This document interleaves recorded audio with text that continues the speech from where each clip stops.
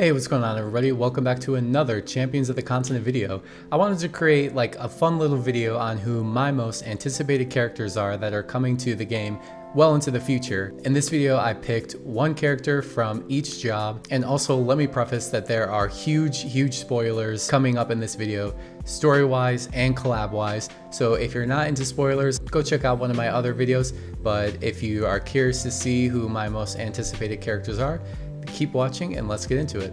Alright, my first one, let's just get this out of the way. Not only is it my most anticipated scholar, but I think it's everybody's most anticipated scholar, and that is Cyrus from the original Octopath Traveler game on the Switch. So what's all the hype around him? Well, he covers fire, ice, and lightning magic attacks. He has really strong single target damage, and he also has really good AoE coverage too. And he has a passive that at the start of the battle reveals one weakness, which is always very helpful.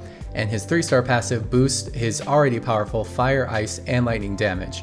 So he has so much coverage and he dishes out a ton of damage, and his tome skills, not the best, but you're bringing him for that magic damage and not so much that physical damage. Does he live up to the hype? Yes. And when he comes out, just pity, just pity. You'll want him on your team. Alright, and for my favorite job in the game, Apothecary, and of course my most anticipated is Alfyn. I promise the rest of them aren't all from the original game, but just so happens Alfyn was my starting character in the Switch version, and so I have, that connection. He's the homie. So what does he do? He obviously uses axe, and he's ice element just like he was in the Switch version. And he's got all the utility that other apothecaries have, such as granting immunity from debuffs and removing debuffs from party members. He's got that full front row regen, and he's also boosting fire and ice. And 2 times per battle, he can grant BP to his allies.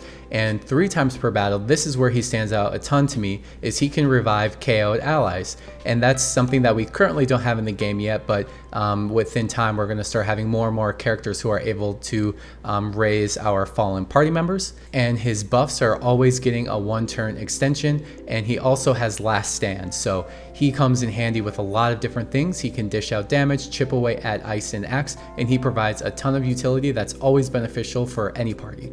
Alright, and for my most anticipated warrior, it is Richard, who is a story character that comes much later in the game, but what's got me hyped for him?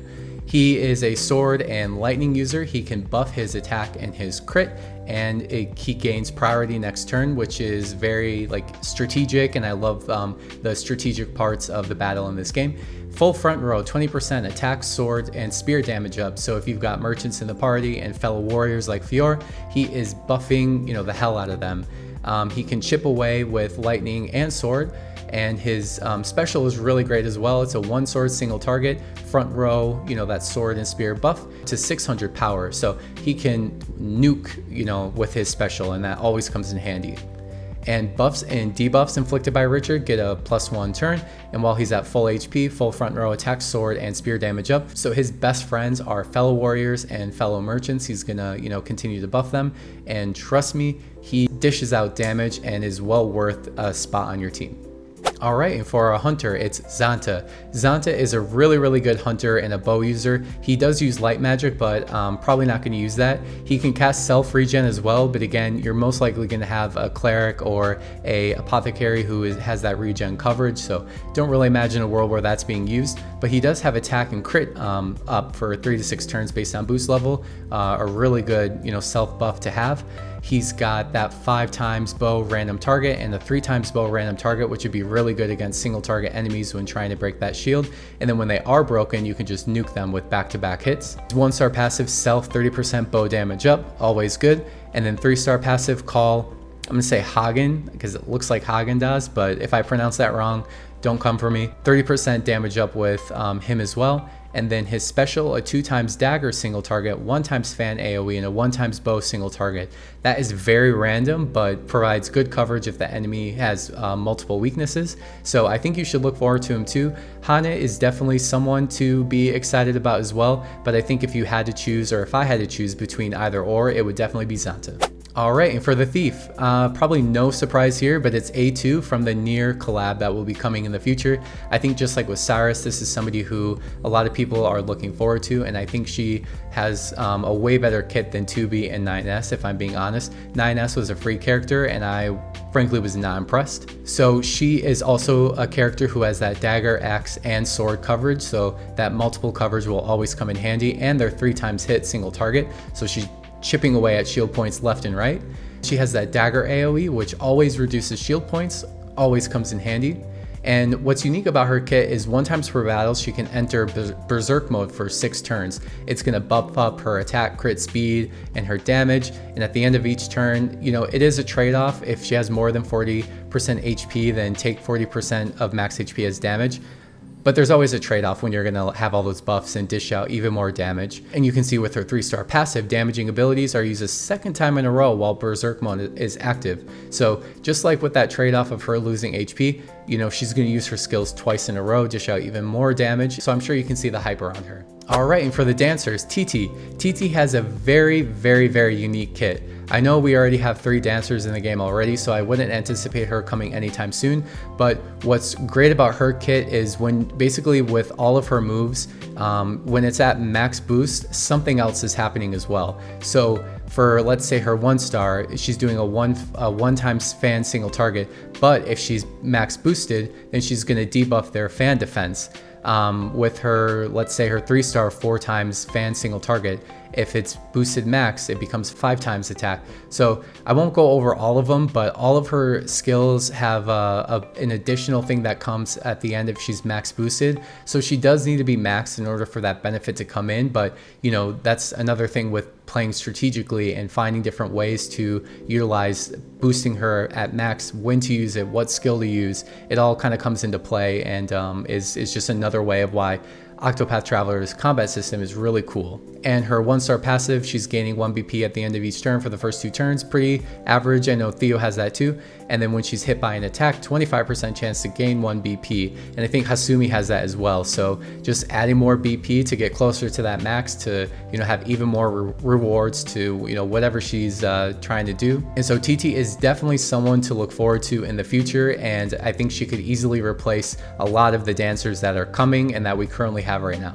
Alright, and for Merchant, gotta be honest, Merchant is my least favorite class, but one reason why I would look forward to Cecily, or Cecily, however it's pronounced, is she also has that multiple weakness coverage for Spear, Axe, and Tome. So, and she also has Donate her BP, and she's got multiple AoE attacks with Spear, Axe, and Tomb, and there are multiple hits. Really going to come in handy with multi-enemy bosses, especially as we get closer to endgame or even with arena. And her 1-star passive, she, you know, gets a BP at the end of each turn for the first 2 turns of the battle, and 3-star passive is that 20% Spear, Axe, and Tome damage up. So she is a little bit of a powerhouse, but I think if I were to bring her to a party, it would just be to chip away at shield points, and I'd probably focus on damage with somebody else. But nonetheless, I think someone to look forward to in the future. Alright, and last but certainly not least for Cleric, it's Ophelia from the original Octopath Traveler game on the Switch. So what's got me excited for her? I'm excited to have a Cleric that, you know, does everything and does everything really well. There's lots of clerics coming that do that are really, really good, and it's not like Ophelia is like the only one who is good. She just happens to be who I'm looking forward to the most. And so she's got multi-hit light attacks, multi-hit staff attacks, full front row heal and regen like right off the bat.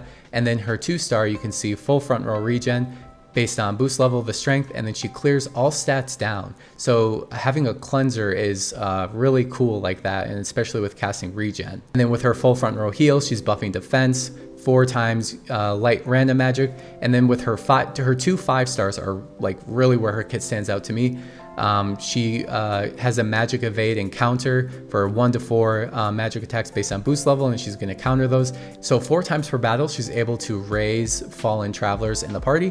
And then if she can also cast that same ability on somebody who's not KO'd, and it's going to grant them auto revive. So again, playing strategically, you could put that on Tressa or Gilderoy or another tank, and then, you know, once they inevitably get wiped out, they can be brought right back.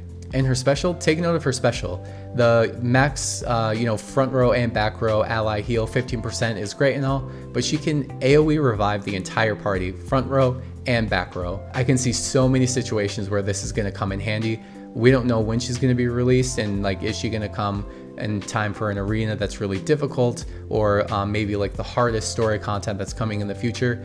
Her special is, I just think it's OP, and with her passive, she already starts combat with auto revive. Clerics aren't known for their bulk, so this comes in handy. And then her buffs get a +1 duration. Always good for regen, in my opinion. I feel like that should always be up no matter what fight you're in. So really excited for Ophelia. I think, you know, her, Alfyn, and Cyrus are the standout characters in my opinion from the cast from the Switch version, and just like a lot to look forward to with all of these characters. All right, so let me know, who are you most excited for? I'd love to have a conversation in the comments about who you're anticipating. Who are you saving your rubies for? Do you disagree with anybody on my list? Do you think, oh no, like they're not exciting at all, or you know, this person's better? Let me know. We can totally have a dialogue about it. Thanks so much, as always, for checking out my videos and guides on Octopath Traveler Champions of the Continent. I appreciate it more than anybody knows and more than I can express. Don't forget to like, subscribe, share if you don't mind, and I will see you in the next one. Peace.